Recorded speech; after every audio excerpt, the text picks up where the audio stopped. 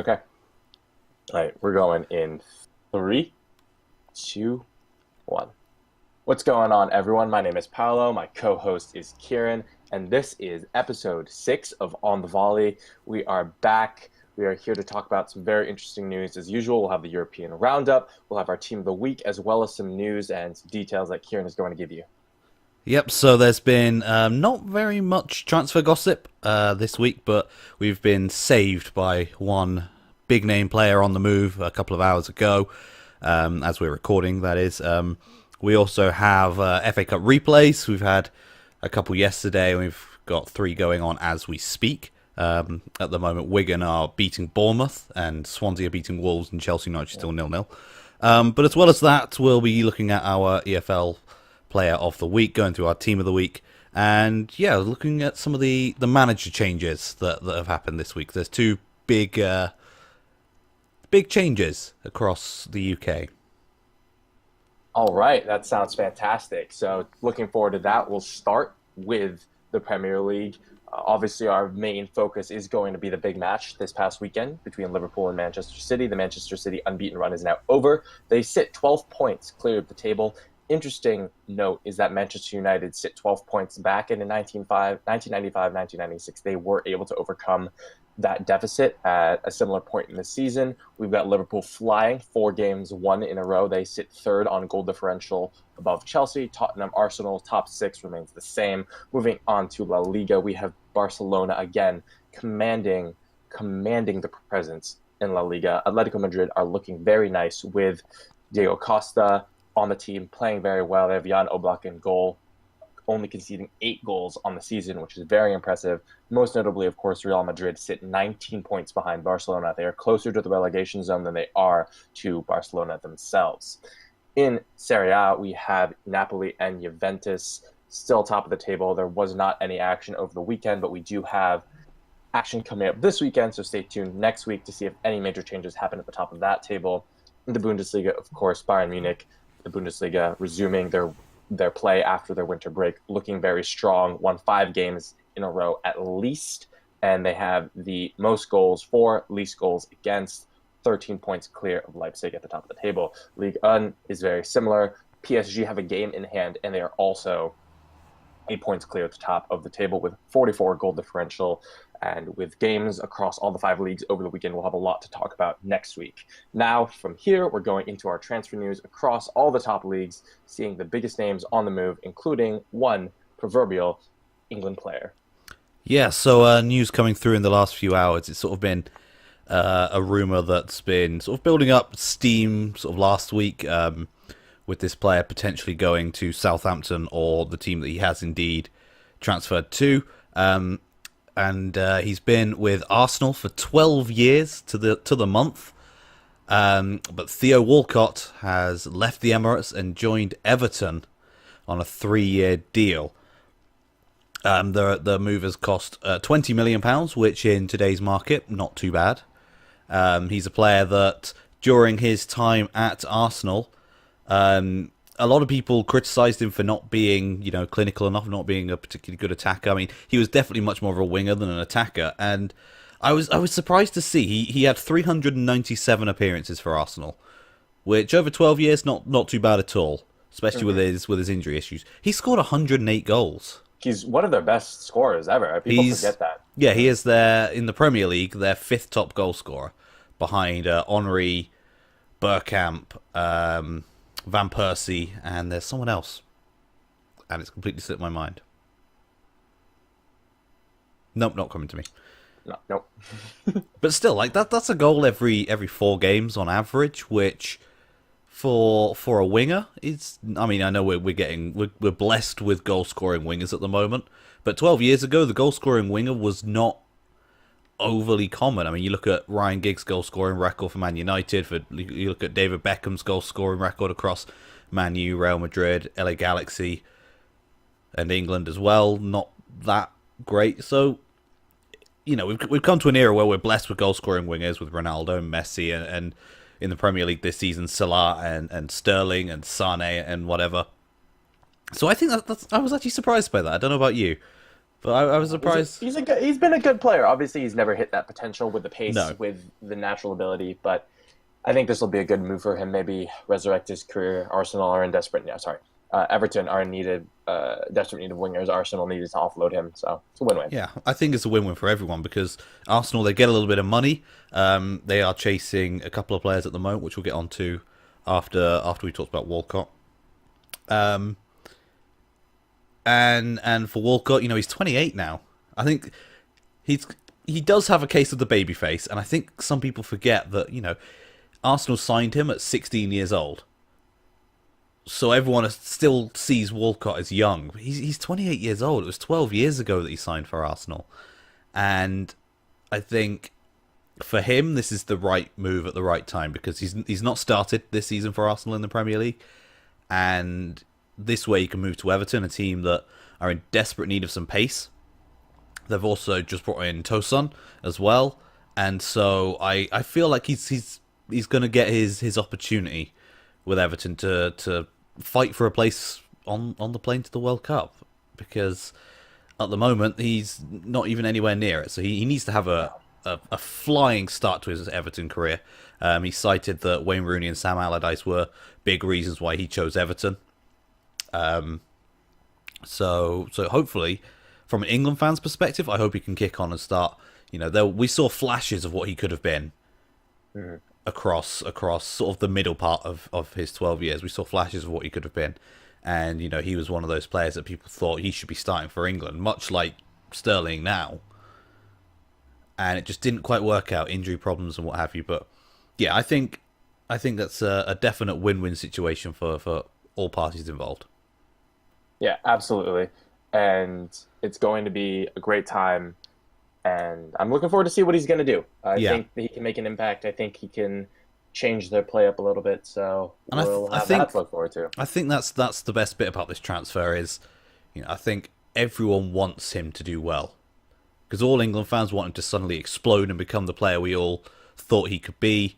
Arsenal fans, he's been there for 12 years. Some of them, the foolish ones lament him all the time and say he's a terrible player and they're glad he's gone. But I think the majority of fans, they're like, although they're not sad to see him go, they'd still like to see him do well. So I think it'll be an interesting 3 years at Everton for Theo Walcott, and I'm excited to see where he goes. But moving on to the rest of the Arsenal transfer news, Alexis Sanchez. We're not going to go into too much detail because we talked a lot about him last week. Reportedly, City they've pulled out of the Alexis Sanchez deal. Big surprise. They basically come out and said, we don't want to pay as much as not so much Arsenal are asking, but the contract cost, the agent fees. So the agent is reportedly looking to get £10 million from this deal. Which is ridiculous. It's absurd. So there's been a few sort of slow stories. Manchester United have entered the race. There's been talk about Mkhitaryan going the other way. Mkhitaryan's not keen on the move. And then Chelsea sort of have put out some feelers as well. But it doesn't look like we're any closer to the end of this Alexis Sanchez saga.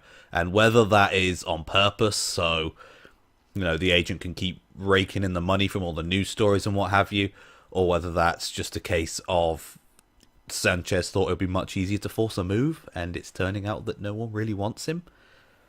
Who knows, but that's what's going on. Arsenal definitely want to get rid of him because they're chasing two players at the moment. They're chasing for Malcolm from Bordeaux. Bordeaux have come out and said that he is not for sale at any price, which Good. Which I will be very impressed if they stick to that. It tends to be, I don't want to insult Bordeaux fans, but Bordeaux aren't PSG. They can't. They don't have the financial capability to just say, yeah, there's 200 million, that's no big deal to us.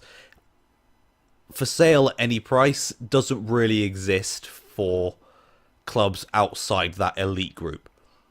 It's more for sale at a stupid price, which is something like 200 million, yeah.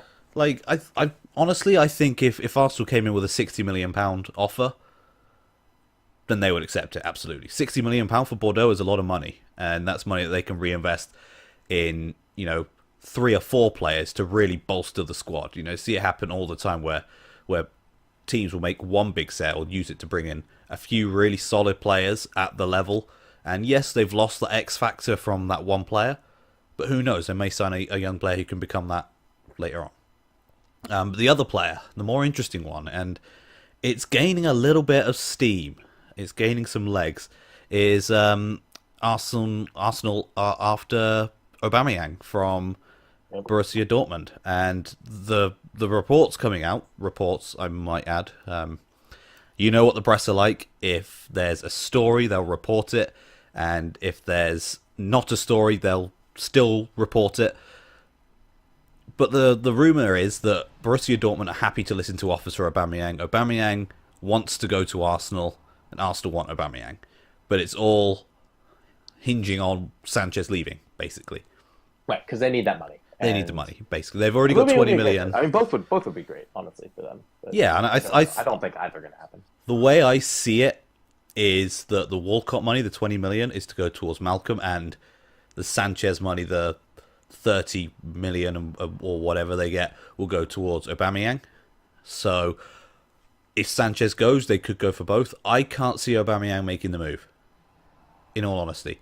I think he's at a sort of struggling Borussia Dortmund side. They haven't been the same for a while now, and it's not surprising that maybe he wants to jump ship. But are Arsenal the right team? I don't think they've got the pull.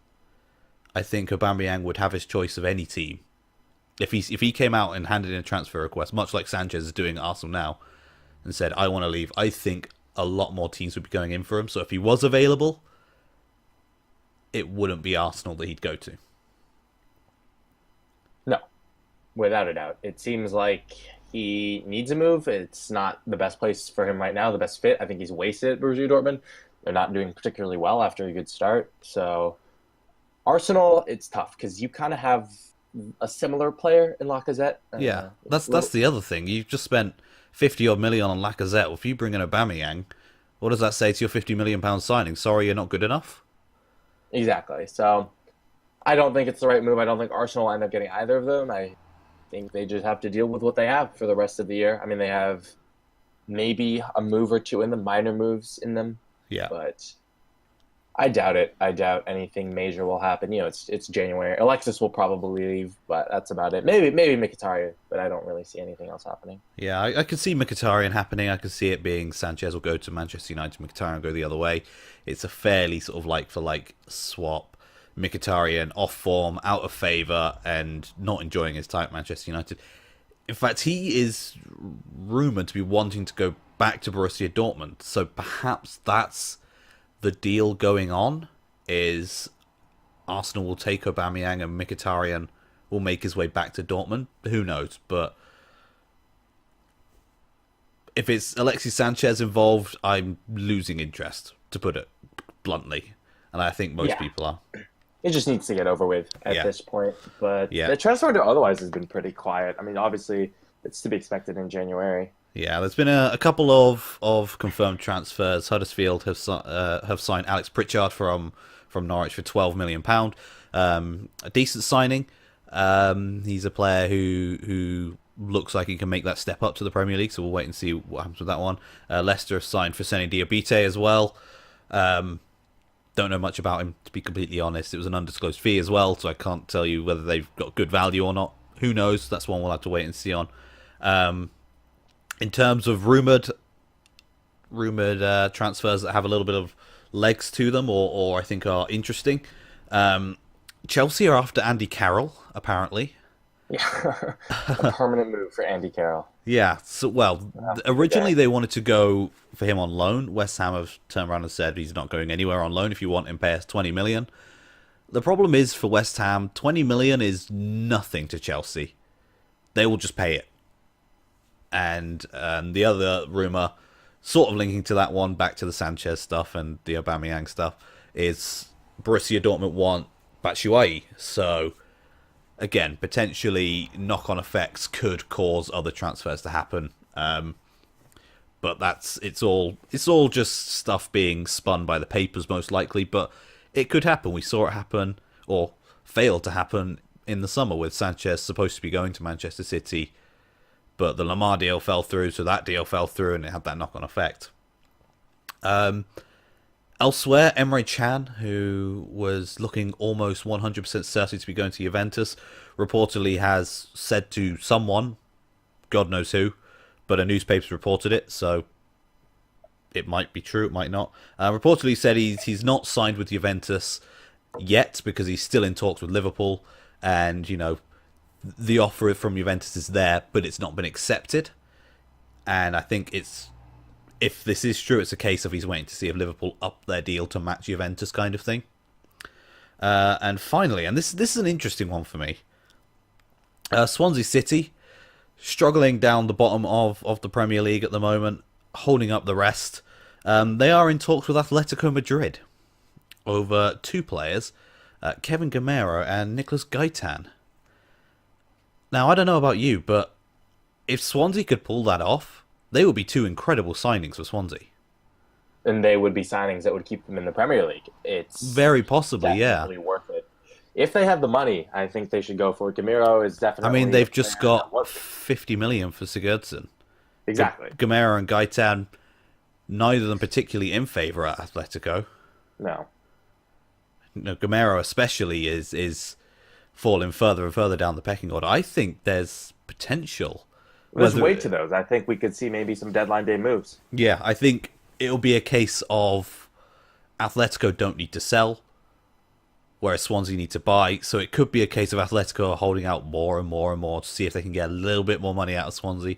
But Swansea aren't stupid. They don't make big money signings unless there's actually potential. Obvious. Yeah, unless it's. Yeah. But they've got 50 million to spend. They didn't really invest it in the summer. Obviously, they brought back Wilfried Bony, but that was pretty much it. The rest of their signings were fairly low key. So yeah, I think that could be a really nice bit of transfer business if Swansea can pull that off. So I've got a couple more stories just to go through before we crack on with our focus game this week. Of course, yeah. Here's an interesting one for you, Paolo. If I were to tell you that the Premier League is the most watched league in the world, you wouldn't be surprised. No, I could tell you what the third most watched league in the world is. Okay, though. You've seen the story. Yeah. The Bundesliga is the second most watched league. The third most sense. watched league is the Championship, which It's is absolutely really incredible. Really popular. It's all these. I mean, you think about it like this: football in England is by far the most unifying cultural. It's a religion.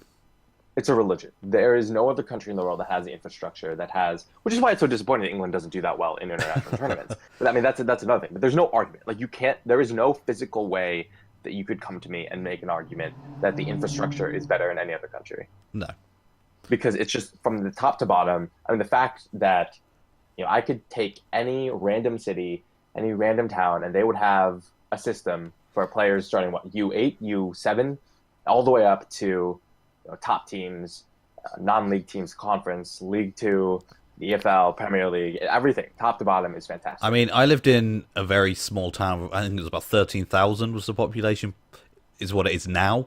Back when I was growing up, probably because there's been a load of housing sort of brought in, probably more like 7 to 10,000. And just in that small town, there were 3 football teams with players at everything from under 7 level to under 16 level. 3 teams, all with players at every single level up until under 16s. And that is how it is throughout every town. I work for the Cardiff City ladies football team. They have a load of youth teams, and every single little village, every little town in the valleys, every borough of Cardiff all have football teams for the women as well as the men. And I think that tells you everything you need to know about football in England. But I think the reason that English football doesn't grow is A, the money, and B, maybe there's an oversaturation. It's far more difficult to find the top talent because it's so spread out. It is. But yeah, so back onto the actual story. Back to the Championship. So the Championship I mean, the viewing figures it's done on it's an accumulation of all of the people that went to watch the game live. It doesn't include TV viewing figures, which I feel like would be different because TV viewing figures wouldn't affect the championship that much, but obviously it would affect La Liga a lot more, who incidentally are in the fourth position, got overtaken by the championship. The game, I can't remember who they were against, but there was a Newcastle game last season when Newcastle were in the championship. They had 53,000 at that game, which is more than most La Liga, Bundesliga, Serie A, Liga 1 teams will get. It's more than they can fit in their stadium. You know, that's an insane number of people to be a second tier game. And I mean, that's one of the things I love about English football. You can go to a championship side and still be seeing 20,000, 30,000. I think there was a team in League One. I want to say it was Sheffield United. It may not have been. But there was a team in League One last season who, in one game, had an attendance of 31,000. 31,000 in League One. It's incredible. So popular. Local team, big culture, big fan bases for a lot of these teams.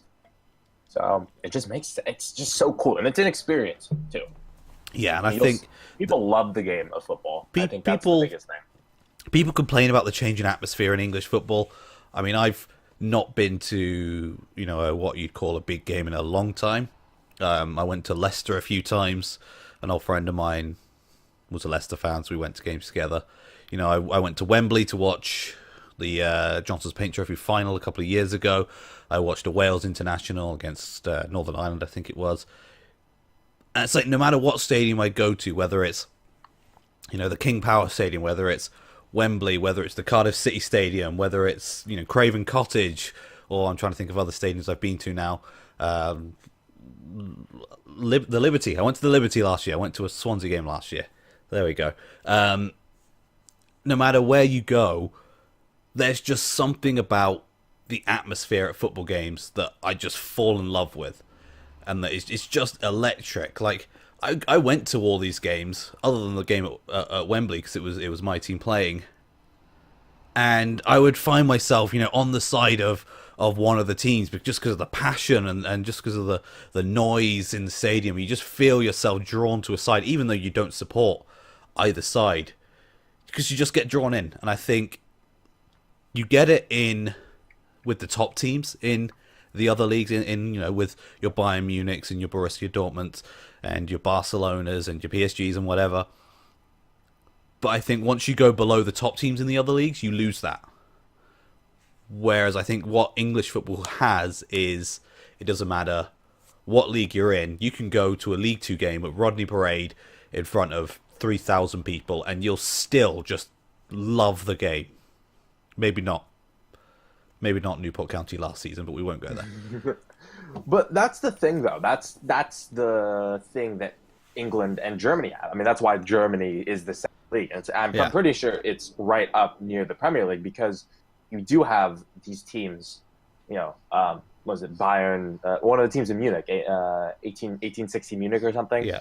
And they have an incredible fan base. Mainz, they just got promoted, or they got promoted a few years ago, and they have had an incredible run. I mean, Hanover. I mean, in the Bundesliga, it helps are almost the tickets in the Bundesliga are significantly cheaper than anywhere else, which helps a lot. And that helps, and that's like the culture that they're doing, and you see it. It's fantastic the culture that they have. And you have England, the most extensive network, most sought after place to play, biggest TV money, just because of the environment and the place that you can live in, and the culture, fans, et cetera, et cetera. And then you have Germany, who have this revamped system, trying to get a similar infrastructure to England, but also the fact that they are the best international footballing country in the world of the past, 6-7 years. And much like England, is the majority of their internationals play in that league. Obviously the biggest player is Toni Kroos, who plays outside, but the majority of the players do play in the German league, which is why I think the passion for the international side is so great in Germany as well. For the same reasons that it is in England. Exactly, and that's only going to become greater when it comes to the second Bundesliga and the Championship. I think the model for those two teams, or those two leagues rather, is to become the second Premier Division, where you have equally competitive football. Maybe you won't have the best teams, but you'll have really competitive games Yeah. and really high quality games. Whereas you see La Liga and Serie B and Ligue 2 is that they just want the feeder team. They're just feeder teams. And Yeah, maybe yeah. maybe that's not the case for all of them, but you do have systems where there are feeder teams and there are teams that are just there to play and to maybe use as stepping stones rather than entities on themselves. And I think that's the biggest difference. Yeah. And that's why we'll see England and Germany dominate these viewership numbers for a Yeah. while. I mean, League One, the third tier of English football, is higher than some of the second tiers across the rest of Europe, and higher than some of the top tiers across Europe. Obviously, not higher than Bundesliga or Serie A or La Liga or whatever, but it's higher than some of the top tier leagues across Europe, and that for me is incredible. But let's move on to some manager news now. Yes. We've had two big sort of new managers brought in. First of all, let's talk briefly about Ryan Giggs.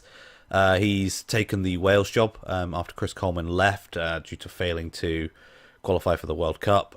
He decided not to carry on as Wales manager. He's now managing struggling Sunderland. Ryan Giggs, his only managerial experience, I think, is 4 games in temporary charge of Manchester United. Yep. But it's an interesting one because Ryan Giggs was criticised a lot for Not playing in the international friendlies. not playing in international friendlies for Wales, and you know he's come out and said, yeah, he's come out and said, you know, that it wasn't how it looked. You know, I was playing at the top of my game with Manchester United. I was playing in Champions Leagues and FA Cups and whatever, and I was keeping myself physically at my peak, which to an extent I can understand, but at the same time, no other player is doing the same thing, and they're still playing at their peak. But he's come out and said that people have read the situation wrong back then, and he's completely committed, and it's a brave appointment from the Welsh FA because of his lack of managerial experience.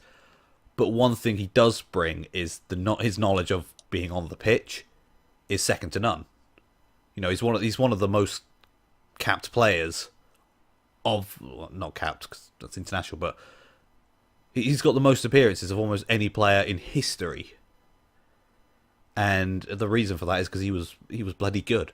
But yeah, he's got a wealth of on the pitch experience, and I think if he can keep the backroom together, that's still up for debate. He's not chosen his backroom yet, but then I think Wales have got themselves a half decent manager potentially. He could be awful. We've seen it before. Players try and make the step into management.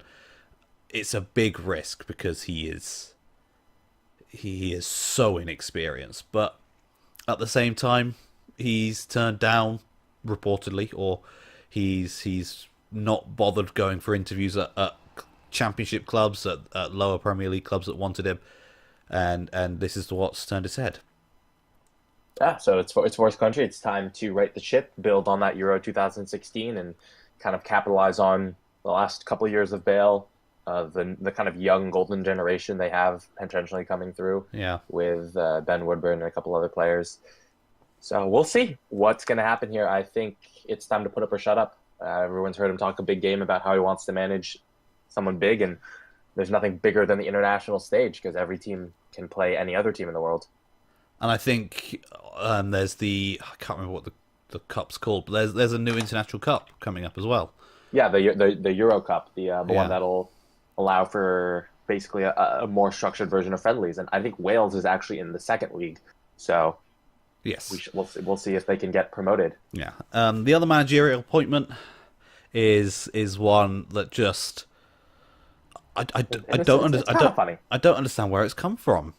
Paul Lambert. Stoke City have hired Paul Lambert, the man famous for being one of the most boring managers to have ever graced the Midlands during his time at Aston Villa.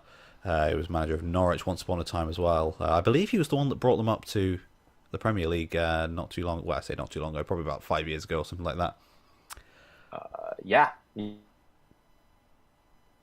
he was terrible at Aston Villa. Had 55 losses in 115 games, which is Yeah. atrocious. And he was recently manager of Blackburn and Wolves. Yeah, and Blackburn are now in League One. Yep. And Wolves are now doing really well now he's not manager. So it's not a great track record. It's not. You have to wonder where this has come from. I mean, to me, it just smacks of they've tried to go for bigger name managers and no one wants the job. It's a dumpster fire at Stoke, and I think maybe what they need is to play boring football. Maybe Paul Lambert is what can help them. I mean, But the they're problem certainly not is... doing themselves any favors. No, the problem is Paul Lambert at Aston Villa, he played boring football. And it was bad boring football. It wasn't like a Sam Allardyce boring football where you defend really well and you get him on the counter-attack every now and again and you get a result.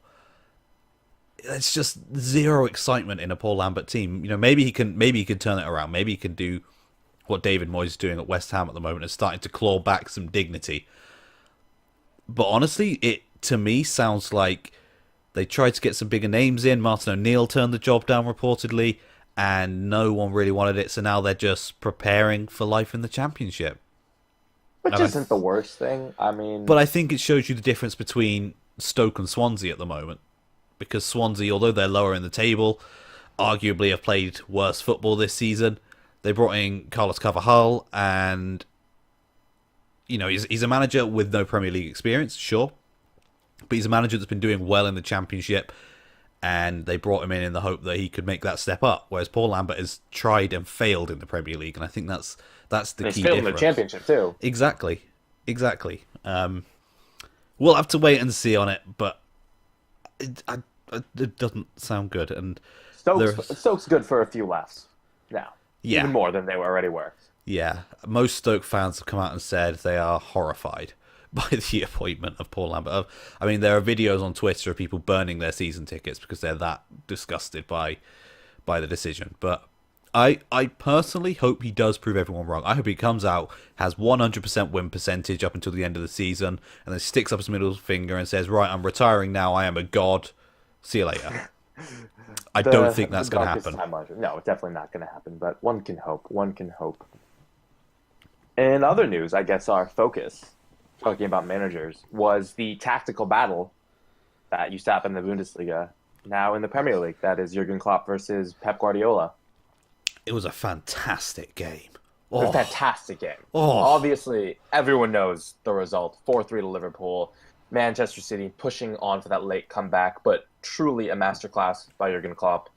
You know, you have a team like Manchester City who excels from playing out the back. You have a team that excels in passing the ball, in breaking down defenses, and you have a Jurgen Klopp team that presses in a way that would make you think they retain possession, that they go for it hard, but they also have a really delicate balance between pressing forward and taking the balls from those center backs and getting in these really good positions. But they also have the ability to sit back, press in the midfield, and win balls in their own half, leading to some truly devastating counterattacks. Of note, in this game, with some asterisks, no Van Dijk for Liverpool, he was hurt with thigh injury, should be back this weekend, I believe. No David Silva for Manchester City. No Gabriel Jesus, who is obviously out for a little bit longer with his injury. And then, of course, Liverpool had just sold Coutinho. So both teams definitely not at full strength, that like they would have been in August when they first played. And we had a fantastic game, really. What were your thoughts? I know you weren't able to catch all of it. So what were your thoughts based on the highlights, the Twitter reactions, whatever you got from the game? I think the main thing for me, I'm sure you'll agree, is Manchester City have had some poor games this season. Palace is the obvious one to pick out, and you've seen them have poor games where they've managed to grind out a win. A Sterling winner in the 90,000th minute, or whatever. But I think the difference is, and what makes the win much more impressive in this instance, Manchester City didn't play badly. Were they at their best? No. But this is still a side that came out and scored 3 goals. and it's testament to how well Klopp set up Liverpool for 80 minutes of the game at least, that they came out and they took Manchester City to the sword. They came out and said, "Look, you've had your way with all these other teams. You've shown them what you're made of, but I don't care. Here's my sword. Let's have a bloody good battle." And Liverpool came out and they showed Manchester City that they're not the only team with a dominant attacking force. No. And now you compare the two attacking forces, and it's definitely a conversation after the display that we saw on Sunday. Yeah, and I think, obviously, Liverpool, they've had the glorious form of Mohamed Salah all season, who got himself a fantastic goal. And, well, all 4 Liverpool goals were really Absolutely very fantastic. good. Yeah. Mane was pinpoint perfection. Firmino with that cheeky lob was just lovely. Oxlade-Chamberlain, great drive, very good finish. And I think for me, the reason that Liverpool won that game is because they went into it believing that they could win that game, which is what a lot of other teams don't have. They go into the game thinking, right, it's Manchester City. They've absolutely battered everyone all season. Let's go out there and try and get ourselves a draw. Whereas Klopp set Liverpool up to win. They played an open game, and they won. And I think it's a testament to Liverpool. And I think what Liverpool have shown with that performance is they are really not that far off a team good enough to challenge for the Premier League potentially in the future. Obviously, they're missing, for me, they still need a much better goalkeeper. Of course, yeah, that's the biggest thing. Van Dijk is a fantastic signing. Robertson and Gomez just need a little bit more playtime, and they could be very, very good players. And then finally, I think they just need a midfield, one of those really game-controlling midfielders. Manchester City have De Bruyne, Chelsea have Kante, who controls the game in a completely different way, but at the same time still controls the game. Manchester United have Pogba, who had another fantastic week, which we'll talk about a little bit later on. And I think that's what they're missing, is they've got a number of good midfielders with Emre Can, with Wijnaldum, with Oxlade-Chamberlain more recently. Not so much Henderson. But they're just missing that one great player. And I think Coutinho, he could have been that player, but he wasn't good enough dropping back. No, he never tracked back. Which is what you get from a Kante, a De Bruyne, or a Pogba. Mm-hmm. So I think, crucially, that is what Liverpool need, and what they need almost as much as a goalkeeper. They make those 2 signings. They've just got a shed load of money. Sure, they've spent a shed load of money, but they've just got a shed load of money. And if Jurgen Klopp is to be believed, the 75 million they spent on Van Dijk was not from the money from Coutinho. There's nothing to say that they couldn't bring in someone like, I say it all the time because I think they should make this signing, someone like a Jack Butland. Yeah. And then also bring in, obviously they've got Keita coming in the summer. Could be that midfield force they need. There's been various speculations about him coming early. Liverpool have said that it's possible. The newspapers have said it's happened. So because of that, the newspaper said it was happening. And then Leipzig said, no, not happening. No, and so the newspaper said it's happening, because that's how the newspapers work. Whether it happens or not, I think he could be a very, very good acquisition. But yeah, I genuinely, hot take, remember it when we get to On the Volley episode, whatever, 58 it'll be, so a year from now. I think Liverpool, if they're smart with their signings, could challenge for the Premier League next season. I believe it. I think one of the biggest things that this game, I was going to ask you this now, but I'll ask you. I'm going to ask you what you think this game means for Manchester City, and I'll say what I think what it means for Liverpool. Mm-hmm. And what it means for Liverpool right now is that you have people seeing what they did. You have them seeing what they can do at their best with their current team, which is the limitations. I mean, I like the effort of Karius. I like the effort of Mignolet, but they're not cut out for. They're not Premier League winning keepers. Yeah.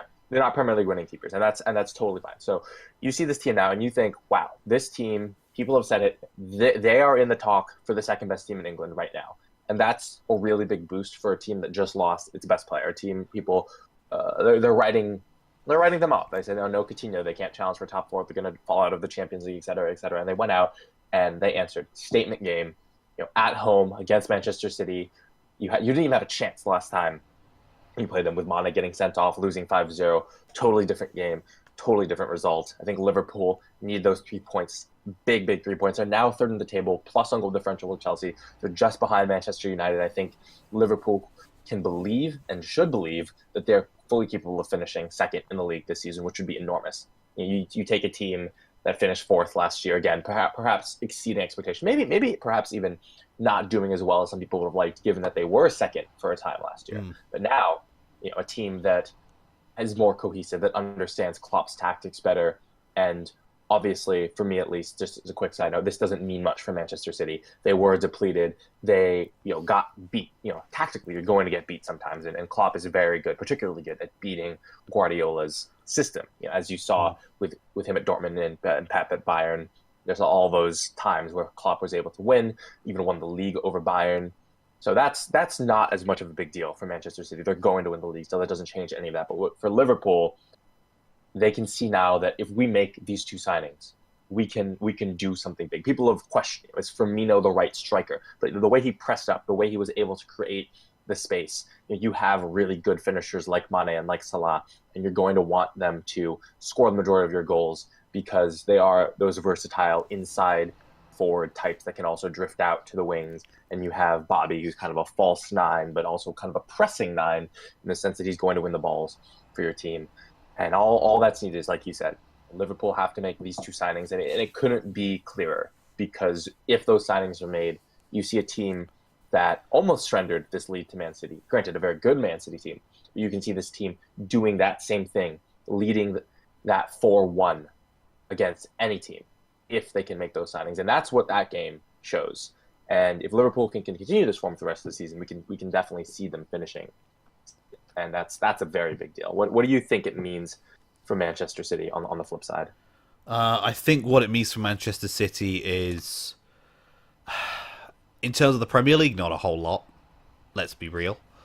They're 12 points clear, and they've had one loss all season.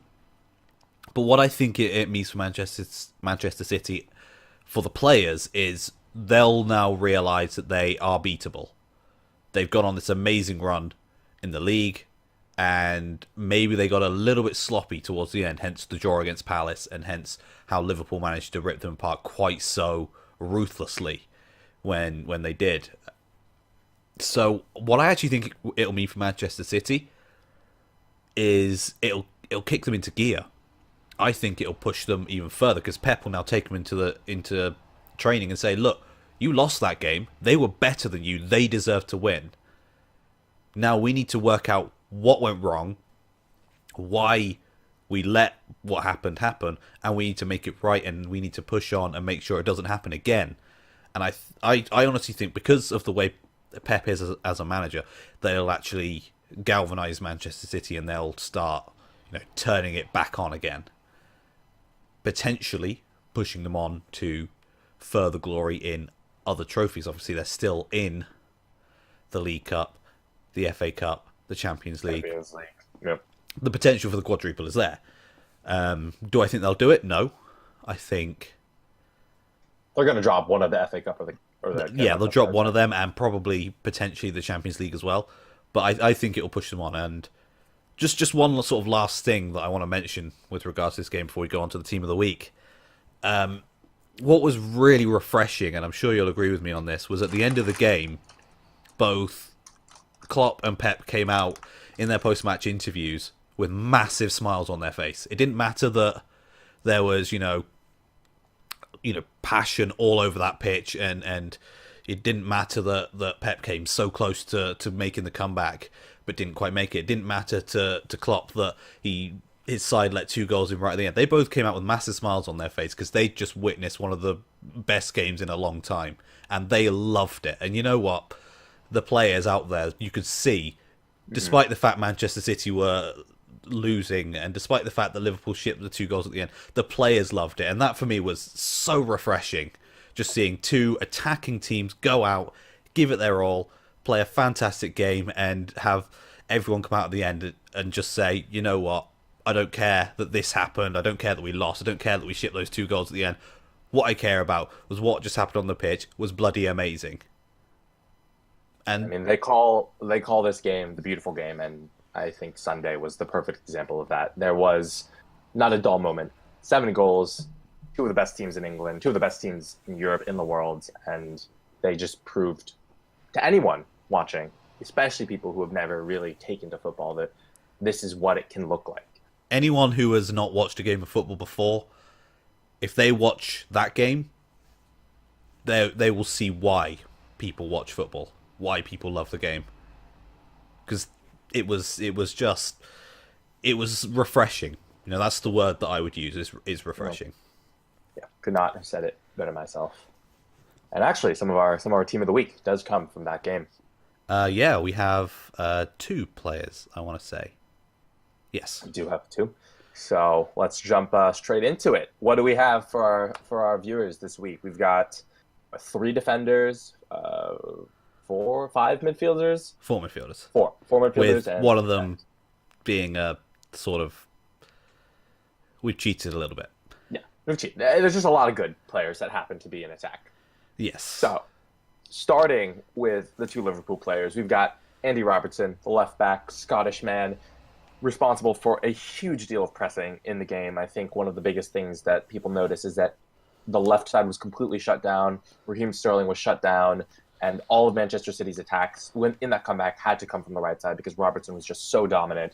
In addition to that, we had the creative midfield force of Alex Oxlade-Chamberlain, scored a great goal at the beginning, set up 1 goal, actually won Man of the Match honors from WhoScored.com in terms of their ratings, and they're usually pretty reliable with attackers, so props to him. Obviously, shattering Arsenal hearts everywhere, given that the fact that they just let him leave after disappointingly not developing him. So 2 great shouts from Liverpool from that game, and I know we have some other great players that Kieran will list off. Yep, so let's start off in goal. Kasper Schmeichel, a goalkeeper who has had his ups and downs in the last sort of season or two, but there is no denying the quality that he has in goal. Had another fantastic game for Leicester, kept Chelsea out, forced them to go on their 3rd successive 0-0 draw, which is a very, very bizarre thing to be saying about Chelsea, but it was all down to Schmeichel. Fantastic goalkeeping, deservedly in goal for our team of the week. In defence, alongside Andy Robertson, we have Johnny Evans, long rumoured to be on his way out of West Brom, bagged himself a goal in their game at the weekend and a man of the match performance. Really solid centre-back. Should never have left Man United, if you ask me. I think he was good enough for that Man United team, and they let him go. But he makes it into centre-back, and alongside him is our EFL Player of the Week. Now, if you're new to the show, every week we pick out an EFL player who is our Player of the Week, the standout man from across the Championship, League 1 and League 2, and then they get placed into our Team of the Week. We've gone for a defender this week, but not for being a brilliant defender. Our EFL Player of the Week this week is Charlie Mulgrew, the Scottish man, the Blackburn captain. We had a 2nd v 3rd place game in League 1. Shrewsbury in 2nd place in League 1 and Blackburn in 3rd place. And Charlie Mulgrew scored 2 goals in the 3-1 Blackburn win to move Blackburn within 2 points of Shrewsbury at the top of League 2 and within 2 points of those automatic promotion spots. Wigan running away with the league at the moment. They're just too good for that league, Wigan, at the moment. But Blackburn, they've also just made the signing of Jack Payne, which really, really upsets me as an Oxford fan because he was on loan with us and Huddersfield called him back and then sent him straight to Blackburn, which is really upsetting. But Charlie Mulgrew, fantastic performance, 2 goals from centre-back. He is the 3rd man finishing up our defensive unit in our Team of the Week. And Paolo, would you like to carry on in the midfield? Yeah, okay. In the midfield, we have got some amazing players. Obviously, the one player we were kind of alluding to is a player who has made it into, I think, four of our team of the weeks now, including our team of the year. He's not really a midfielder, but he is the best player of all time, arguably. I don't even know if it's Arguably. arguable anymore, but it is Lionel Messi. He had a fantastic week, bagged himself 4 goals across 2 games. Sorry, 3 goals across 2 games, as well as 3 assists. Had a fantastic week, leading Barcelona to a 5-0 drubbing in the Copa del Rey quarterfinals, and sorry, in the Copa del Rey round of 16, leading them to a great quarterfinal matchup going forward against Espanyol, little Catalonian rivalry right there. And then we had him in the league performing quite well as well, setting up another player in our team of the week, which Kieran will talk about later. So we've got Messi, and we have another man who kind of set everything up for his team, and that'll be Son of Tottenham, and he was just absolutely all over the place. Had a fantastic little run, and in all honesty, I think what he brings to Tottenham is something that we haven't really seen from Ericsson and Dele Alli this year. They need it. You kind of count on them for that reliable creative spark, but it's been Son. He had a fantastic, absolutely blistering turn. Kind of caught the ball, had this first touch, and immediately after his first touch, he flicked it behind him, spun around the defender, had all this open space, and then just easily squared it in for a Kane tap in. And as of right now, I am forgetting the rest of our midfield, so Kieran will have to take that away. So the last man in our midfield, incredibly, despite playing 10 less games than his top counterparts, Paul Pogba grabbed himself another assist for Manchester United and is now tied with Kevin De Bruyne for top assists in the league, despite missing 10 games rather. So he is the man that's holding Manchester United in that second place position at the moment. If they lose Pogba to injury again, then I believe that they will drop out of that second spot because he's starting to show why they paid so much money for him. I think at least if you scale back what he's worth to this market, I think he's already paid off the fee. Yeah. I mean, it's a lot of money, obviously. Don't get me wrong, 89 million pounds, but yeah, Pogba's a fantastic player, and he's definitely worth every penny for Manchester United. Absolutely. And moving on to the attack, we've got another Tottenham man, Harry Kane. I'm pretty sure he's been in every team of the week we've done, bar 2, maybe something like that. He's been in at least 4, possibly 5, as well as being in our team of the year and our player of the year. Grabbed himself another brace this weekend for Tottenham, and he's just unbelievable. He's an electric player. Like you keep thinking that eventually he's going to run out of steam and he's going to slow down a little bit, and he'll still be a decent striker, but he is just on another level. I genuinely believe that there is no other striker in the world right now as good as Harry Kane. I don't think anyone would argue with you unless they hate England. Yes. So probably someone from France. Any French person would probably argue with you. Yes. But as well as Harry Kane, I can't remember the first name of this player. I forgot to write it down. Fulkrug. Nicholas, that's it. Fulkrug. I'm probably completely butchering. We absolutely butchered it. Yeah. But bagged himself a hat trick. Yeah, he's sort of slipped under the radar a little bit. In terms of it happens when you have the players not in the top teams or not playing in the Premier League, that you don't tend to notice them as much. But grabbed himself a hat trick, fantastic performance, and yeah, deserves to be in our team of the week this week. Alongside another striker who has kind of found his form. Kind of look at another striker in La Liga for Real Madrid, and you think, wow, he's really dropped off form, and that would be Benzema.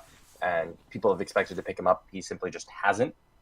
Whereas on the flip side, you had another aging striker who perhaps is past his prime, but Luis Suarez once held the title of the greatest striker in the world, probably held it for 3 or 4 years, honestly. He's just incredible. And now he's back. I mean, people thought he was done, but now he has 8 goals in his last, I think, 6 matches, something like that.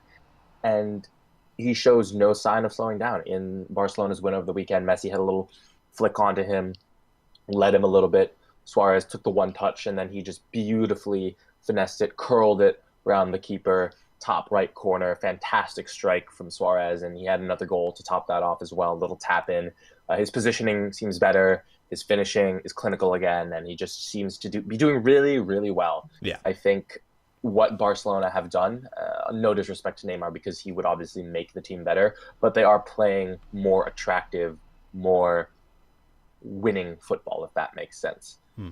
You know, you're not going to see the crazy highlight plays with the Messi, Neymar, Suarez front three, that incredible attacking force, but you have Suarez, kind of that lone striker with Messi in support. You can see him unleashed, kind of in the way that he was in that 13-14 season at Liverpool, and I think he's definitely one player that is key to Barcelona's hopes for the double with La Liga and the Champions League.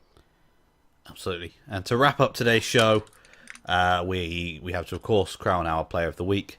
And it was a tough one. There was a couple of players it could have been.